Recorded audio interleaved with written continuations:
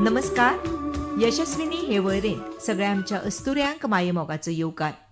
हांव उशा आनी म्हजे वांगडा आयज स्टुडियोंत आसात बाय कुंदा नायक. गोवा वेलाच्यान त्यो मुजरत हांगा आयिल्ल्यो आसा कारण तांकां आपोवणोच तसो गेला.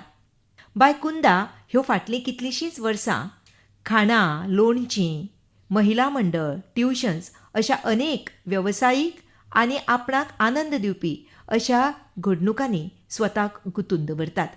तर आयज तांचे कडल्यानच आयकून घेवया तांच्या यशाची गाथा.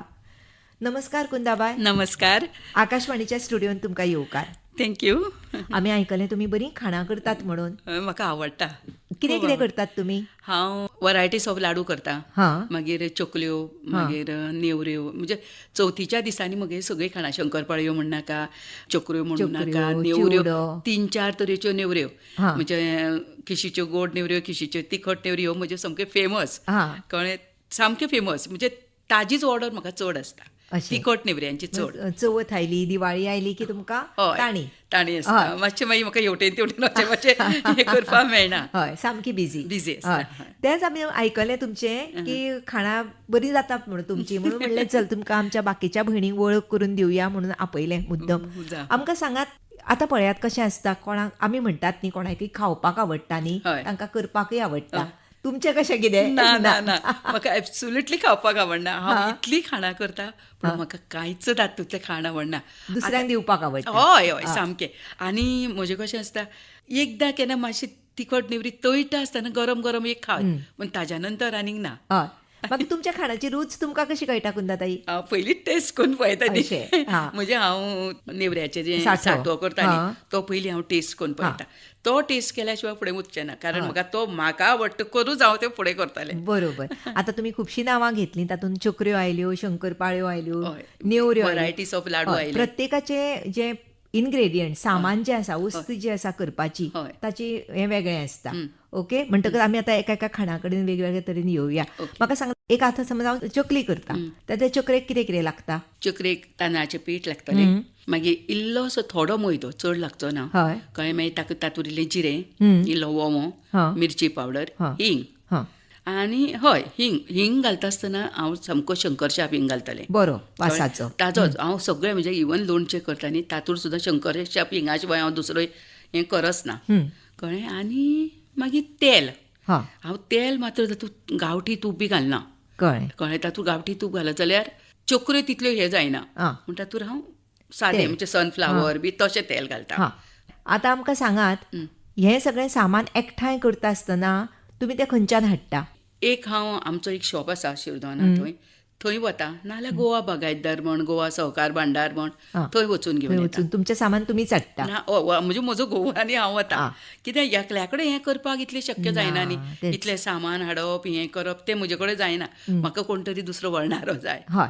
आमकां सांगात कुंदाबाय, तुमचें शिक्षण BCom मेरेन जालां. हय. तुमकां केन्ना दिसलें ना की हें सगळें करचे पेक्षा नोकरी करची म्हणून? करतालें, नोकरी करतालें हांव, पूण म्हजें मातशें कितें जालें, म्हजी भुरगीं ल्हान आशिल्लीं, म्हज्यो दोगूय चलयो म्हज्यो ल्हान आशिल्ल्यो, तांकां फाटल्यान पळोवपा खातीर. आनी म्हाका अशें आशिल्लें की म्हाका ते कामांक दवरून म्हाका आवडना. कित्याक आवय जितली पळोवंक शकता न्ही, तितली दुसरें पळोवंक शकना. म्हणून म्हजें काम सोडलें हांवें. आज म्हाका इतलें फील जाता की हांव खंय तरी जर कामांक आशिल्लें न्ही, म्हजीं भुरगीं आतां म्हाका सामकी हें करतात, आई तूं आज कित्याक अशी रावल्या काय, तुजे कडेन इतलें टॅलंट आसा, तूं इतली हुशार आसा आसतना तूं कित्याक बेकार रावली काय. पूण आतां दिसता म्हाका की खंय काम करचें, हें करचें म्हणून. पूण तुवें नांव करच्या वेळार नांव बरें केलें न्ही. कारण कशें आसता पळय, कोणाची रूच भागयली की ती रूच मागीर जिबेर उरता, याद उरता, आनी कोणीय मागीर ती यादूय काडटाय बी. काडटा मुगेल खूब याद काडटा. आनी हें सगळें करप तशें सोंपें न्हय. तुमी कोणा कडल्यान शिकलें म्हणजे सांगपाचो म्हणजे हांव पयलीं कांय करनाशिल्लें. जेन्ना म्हजो घोव रिटायर जालो तेन्ना मागीर म्हाका खंय तरी हें जालें, म्हगे दोगूय चलयो आशिल्ल्यो लग्न करपाच्यो, हें सगळें हें जायना न्ही. तेन्नाच्यान मागीर हांवें हातूर लक्ष घालें. म्हणजे तुमच्या मनान अशें आयलें की एक संवसाराक हातभार लावचो अशें म्हणून मागीर तातूंतल्यान हांव फुडें सरून हें करून करून म्हजें हांवूच शिकलां चड. आनी मागीर अशें कोणाकूय सामकी कोण जाणटी आसात ती कोण करता ज्याचें कितें बरें जाता ताका फोन करून विचारप हें कशें करप तशें करून मागीर हांव शिकलें आनी तातूंतल्यान हांव ट्रेन जालें. तुमच्या घरान बीन पयलीं अशें कितें आशिल्लें? घरान बीन कोण करून ना ना बीन ना खाणा ना बीन? म्हजी आई बी घरा पुरतीच घरा करताली. पुरतें, हां. हय. मागीर घरान अशें हांवूच फुडें हें करून हांवूच शिकलां आतां. हय. आतां कशें आसता पळय, जेन्ना आमी खावपाक घरान करता तें गजाल वेगळी, हय. पूण जेन्ना आमी विकपाक म्हणून करता तेन्ना खुबश्यो गजाली सांबाळच्यो पडटा बरोबर. न्ही. हायजीन म्हणात, हय, correct. मागीर ते पॅक करपाचें सामान म्हणात, पॅक करपाची मशिनां म्हणात, हय. हाचो मेळ तुमी कसो बसयता? कशें करतात तुमी? हांवें तें म्हजें मशीन हाडलां कसलें? पॅक करपाचें. कळ्ळें? हांव कितें करता, भरून दिलें, जावं म्हजो घोव आनी हांव दोगांय बसून भरता. भरलें की मागीर तो पॅकिंगाचें काम ताजें आसता. हां. कळ्ळें? तें मशीन हाडलां न्ही, ताजेर पॅक करप आनी मागीर हांव तातूंत तें म्हजें सगळें घालप, लेबल घालून हें घालून मागीर तारीखय घालची पडटा न्ही. तारीख म्हणजे म्हजें कशें आसता, म्हजो फ्रेशूच माल आसता. आज जेन्ना तूं ऑर्डर दिली न्ही, हांव तेन्नाच करून दितलें. हांव त्या पयलीं करून बिरून दवरिना, कारण म्हाका तें आवडच ना. कित्याक तें चड 2 दीस 3 दीस दवरप ना. आज केलें आजूच दिलें. म्हणजे जशी ऑर्डर येता तशी तुमी करतात. हय. आमकां सांगात कुंदाबाय, तुमी म्हणलें न्ही मशीन घेतलां पॅक करपाक, हें तें ताका थोडोसो पयसो लागता न्ही. तो फायनान्स तुमकां खंयच्यान ना मेळ्ळें? ना, तो हांवें म्हणजे कितें तरी हें करून हांवें करून एकदां केलें अशें मशीन. ल्हान न्ही, म्हणजे तुमी थोडो इन्व्हेस्टमेंट. सेव करून केलें. हय हय. पूण हें सगळें करपाक सरकाराची मदत बीन मेळटा? ना ना ना, तुमी वचूना? कांयच ना, वचूंकूच ना सरकार. कित्याक म्हजो इतलो व्हडलो बिझनेस असो न्हय न्ही, म्हजो ल्हान स्मॉल सामको असो.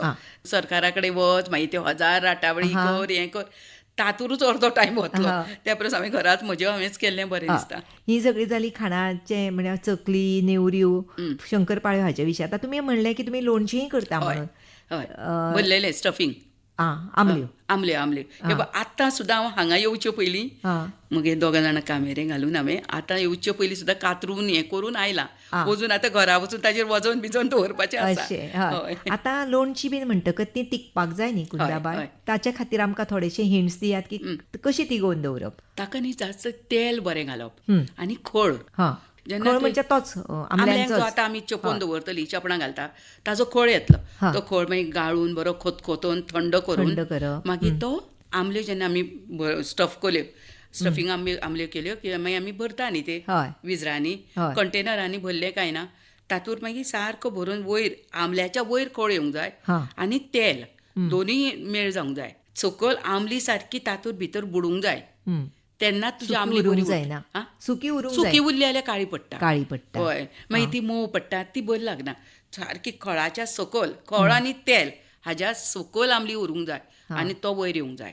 तेन्नाच तें लोणचें सारकें उरता. हय. तुमी लोणचें करून गोंया भायर बीन धाडटात? हय, लंडन बिंडन व्हरतात. मागीर ताच्या खातीर वेगळें पॅकिंग करचें पडटा? ना, तें हांव पॅकिंग करिना, पॅकिंग ते करतात.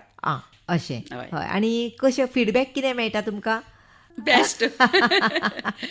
म्हणजे एकदां कोण म्हणजे एकदां ऑर्डर आयली परती ऑर्डर येवंक जाय अशें. हय, हांव करतात तशें. गूड. आनी कशें आसता पळय, आपलो एक स्वताचो विश्वास म्हणून आसता न्ही, त्या विश्वासार मागीर तें गिरायक तुमी सांबाळून दवरतात. हय.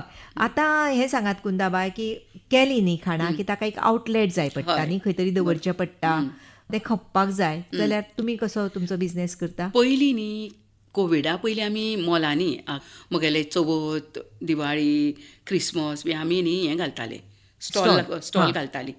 पुणून जेन्ना कोवीड जालो न्ही तेन्ना आमचें सगळें बसलें. तेन्ना बसलें म्हणजे सामकें, म्हणजे आतां हो वेळ आमकां तें फुडलें हें करूंकूच मेळना. म्हणून आतां हांव घरा कडेन ज्यो ऑर्डरी येता त्योच घरा कडल्यान करून दिता. म्हणून आतां अशें स्टॉल बी घालपाक मेळना. एक्झिबिशन्स बीन ना, वचना. तुमी तशी कामेऱ्यां बीन दवरल्या, मनशां बीन दवरल्या? रेगुलर ना, जेन्ना म्हजें काम आसता तेन्नाच तांकां आपयता. आतां ज्या दिसा चड ऑर्डर आसली तांकां आपयलें, करून घेतलें. रेगुलर कामेऱ्या दवरून परवडना. तातूंत तुमी कोणाक तरी हातभारय लायता तांचो संसार चलोवपाक. आतां सुद्दां दोगां जाणांक सांगलें ना, आतां सुद्दां हांव हांगा येवचे पयलीं दोगां जाणांक आपोवन तांचे कडल्यान हांवें त्यो कातरून घेवन हें करून आयलां आनी आतां ती देडाक घेवन परत करतलीं. अशें. म्हणजे मनशां आमी रूच सांबाळटा तशें तुमी मनशांय सांबाळटा. सामकी म्हणजे एका उतराचेर ती येतात. केन्नाय फोन कर, बाय अशें अशें आसा, ताई येता, भाभी येता. आमकां सांगात की आतां पळयात हें आयलें, म्हणजे सामान आयलें, तें पॅक करपाचें सगळें आयलें, आउटलेट आयले, हो आतां बिझनेस न्ही चालू उरतलो जाल्यार तुमकां कितलेशे कश्ट घेवचे पडटा. तुमकां कसले कसले कश्ट पडटा ह्या कामाक? कश्ट पडटा, खूब पडटा. जाम जाता जीव. इवन कॅमेरे सुद्धा दवरून न्ही म्हणजे आपूण जेन्ना स्वता करतो न्ही तेन्नाच आपल्याक ते कळटा. ते तांच्या हातानूच सगळें सोंपोवप ना. आपणें इंडिव्हिज्युअल भितर लक्ष घालपाक जाय, नाल्यार जायना. म्हणजे आउटकम आपणाक जाय तसो मेळटलो जाल्यार लक्ष घालूंकूच जाय. म्हणजे दुसऱ्यांचे सोडून उपकारच ना. खंयचोय बिझनेस दुसऱ्यांचे सोडून उपकारना. अनलेस एंड अंटील हांवें तातूंत लक्ष घालूंक जाय बारकायेन. हय. कुंदाबाईक सांगात की निवळसाण थोडी राखची पडटा न्ही, हायजीन म्हणून. नाजाल्यार मागीर ते इन्स्पेक्शनाक आयले, कोणाक कितें माल पडले, सारकें. हाचे बद्दल थोडेशें सांगात आमकां. म्हजें सांगपाचें म्हळ्यार म्हजें बुरशेपणां ही खंय मेळचीच ना. तुमी जेन्ना आतां सुद्दां जर म्हज्या घरान आयले, म्हजें इल्लेंशेंच घर एका रुमाचें म्हणटा तशें, पूण म्हजें तुमी निवळसाण पळयनूच कळटलें तुमकां की कशें तें म्हज्या घरान. म्हण हाजे वयल्यानूच म्हजी फुडली निवळसाण म्हणजे म्हज्यो वस्तू कश्यो पॅक करता, कश्यो सांबाळून दवरता, खंय कांय लागूंक जायना, मुयो येवंक जायना, हें हांव पळोवन सामकें हें करता. सांबाळचेच पडटा न्ही, नाल्यार उनीरूय लागता. देवादयेन उनीर ना म्हज्या घरान, हें ना. म्हणजे एक खंय मूय आयली जाल्यार भंय दिसता. हय, इतलेंच. बाकीचें तशें सगळें हायजेनीक करूनच करता हांव. करता, हय. म्हणटकच हातून तुमी स्वताच करता सगळें. हय हय हय हय. हय, म्हणजे म्हगेलें आसा काम. म्हणजे ते घर पुसवूंक हें करून ते रेग्युलर येतात न्ही ती. हय.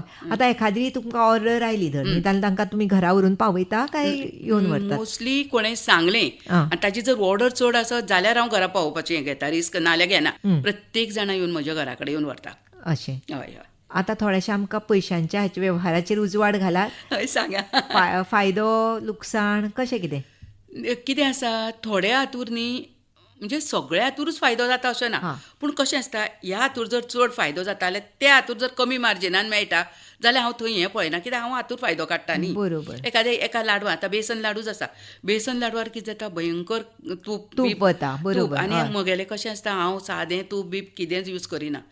गांवठी तें गांवठीच, कितलेंय हें आसूं म्हारग. आनी ताका लागून थंय जर मातशें लॉस जाता न्ही जाल्यार हांगा नेवऱ्यांचेर मातसो फायदो मेळटलो जावं आनी दुसऱ्या लाडवाचे. आनी म्हजो एक म्हणजे तो कॉर्नाचे लाडू, कॉर्नफ्लेक्स लाडू, हे म्हजे फेमस लाडू, सामके फेमस. म्हणजे फेमस. आज सुद्दां कोणाक तरी एक करून दिवन आयला. कॉर्नफ्लेक्स लाडू आनी बेसन लाडू.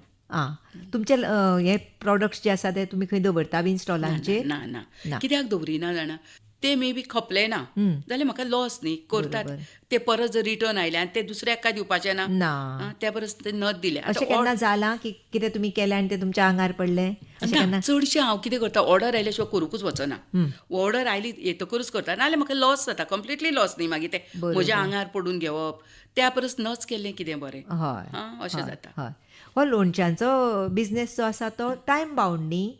हय, इतलोच. आतां सिजनाच प्रमाणे न्ही तो. मागीर खंय तोरां मेळटली आनी म्हाका ती तोरां ती कोण खळाक घालून मागीर विकता हें म्हाका आवडना.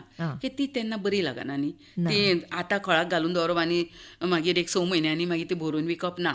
म्हणजे कितें, आतां घेतली, आतां केली, म्हणजे चपणां घालून 2-3 दिसां भितर भरून कंटेनर भरून दवरले, ज्याची ऑर्डर ताचे सारकें लेबल घालें, कितल्यो आसा त्यो सगळें घालें, दवरलें. मागीर तूं आयले तुमच्या सारकेली, तुका काडले, तुमचो दिलो. अशें.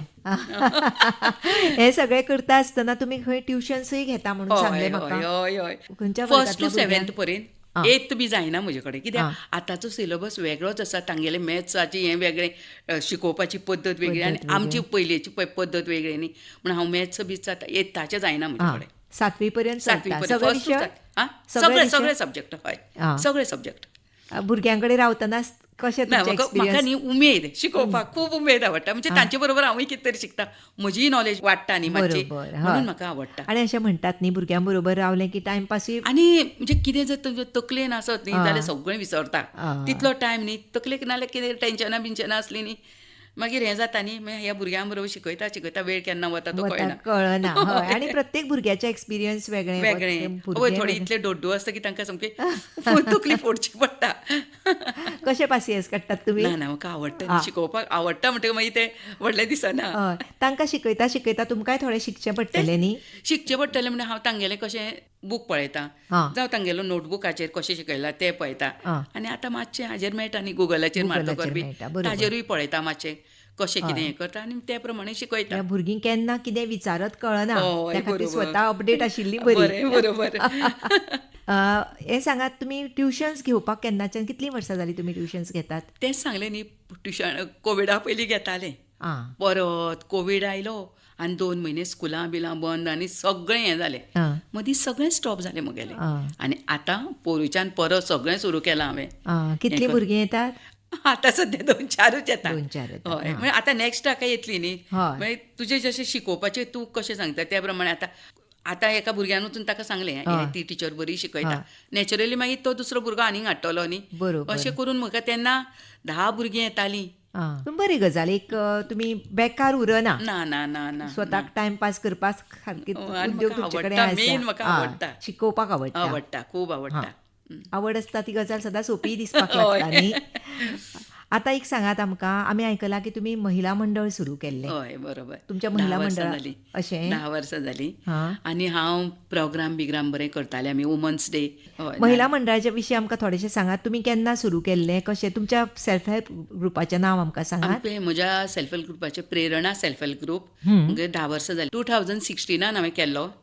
हां 10 वर्सां जालीं हां. केला आनी आमी बरे प्रोग्राम करतालीं. कसले कसले एक्टिविटीज करता तुमी तातूंत? आमी कोर्स घेतालीं पयलीं. कसले? म्हणजे एक bag making course, flower making course, आतां वुमन्स डे सेलिब्रेट जावं मागीर आतां बॅग मेकींग, फ्लावर्स मेकींग म्हटल्यार ताका शिकोवपाक तुमी कोणाक हाडटालीं? हय आमी टिचर येता म्हणजे ते गव्हर्मेंट न्ही. आं. गव्हर्मेंट आमकां कितें तरी हें फंडूय दितालो आं. थोडो. तें हें करून आमी करतालीं. आं. आनी थोडीं भुरगीं मागीर तातूंतल्यान बायलां थोडीं आमचें कितें करूंक लागलीं, विकूंक लागलीं. सेल्फ तशें. इंडिपेंडंट हय जालीं. इंडिपेंडंट जालीं. हां.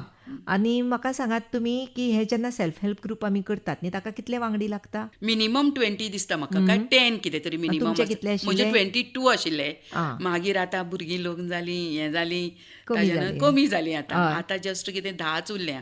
तुज्या गांवचीच आशिल्लीं सगळीं हय बायलां? आमी तशें आमच्या थंयचीच दवरची पडटा न्ही, भायली दवरूंक मेळना न्ही. हां. आमच्या गांवांतलीच गांवांतलीच दवरची आनी पडटा. मागीर मिटींग बीन खंय घेतात तुमी? हांवें एक हॉल घेतला. हां. म्हयन्याक एक मिटींग आसता, फर्स्ट संडे म्हगेलो. म्हयन्याचो फर्स्ट संडे म्हगेली पयली मिटींग आसता. आनी तो हांवें एक हॉल सगळें एप्लिकेशन बी बरोवन स्कुलाचो एक हॉल घेतला. ती दर संडे हांव थंय वचून मिटींग, म्हणजे दर म्हयन्याचो पयलो संडे हां. थंय मिटींग घेता. आनी सगळीं बायलां येतात? हय हय हय. कितें म्हणजे हांव ग्रुपार activities घालता. करता? हां. आज अमके तारखेक अमक्या दिसा अमक्या वराचेर मिटींग. आं. Social Social. कितें तरी सोशियल करूंक आवडटा म्हाका. आं. बरें दिसलें कुंदाबाय. कशें आसता पळय, आपणाक कितेंय आयलें की तें आमी एक दोगा जाणांक सांगलें किंवा तांकां शिकयलें की तें जें समाधान मेळटा तें वेगळें आसता हय, न्ही. बरोबर, हय. बरोबर. इतल्या सगळ्या बायलांक घेवन तुमी महिला मंडळ करता, चलयता, तांच्या वांगडा रावता, तांकांय उर्बा दिता. ही तशी पळोवपाक गेल्यार तोखेवपा सारकीच गजाल. हय. खूब बरें दिसलें तुमी आमच्या स्टुडियोंत आयल्यो आनी आमच्या उरिल्ल्या म्हणजे ज्यो अस्तुऱ्यो आमच्या वांगडा आसा तांकां एक मार्गदर्शक अशें आयचे हे तुमचे विचार आमी आयकले. हांव एकूच सांगूंक सोदतां की तुमी म्हाका हांगा आपयलें न्ही, हें म्हजें मोठेपण कळ्ळें. हाजे फुडें सुद्दां जर तुमकां कितें म्हणजे केन्नाय म्हाका आपयन दिसता, कितेंय दिसता, म्हाका मुजरत आपोवचें. आनी तुमचे हांव आकाशवाणी पणजी केंद्राचे आभारी आसा म्हाका आपयल्या बद्दल. चड आनी चड देव बरें करूं कुंदाबाय तुमकां. थँक्यू. आनी तुमकां फुडल्या जिवितांत आमी अशेंच यश आनी आरोग्य मागता. थँक्यू. देव बरें करूं.